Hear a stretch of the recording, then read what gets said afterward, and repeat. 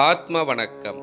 ஆத்மபிதா சுவாமி சிவானந்த பரமஹம்சர் அவர்களால் ஸ்தாபிக்கப்பட்ட சித்த சமாஜத்தின் தமிழ்த்திங்கள் வெளியீடான உலகக்ஷேமம் இதழில் இடம்பெற்ற சித்த வேத கருத்துக்கள்.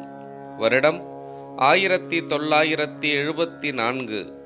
மாதம் செப்டம்பர். தலைப்பு பிராணாயாமம்.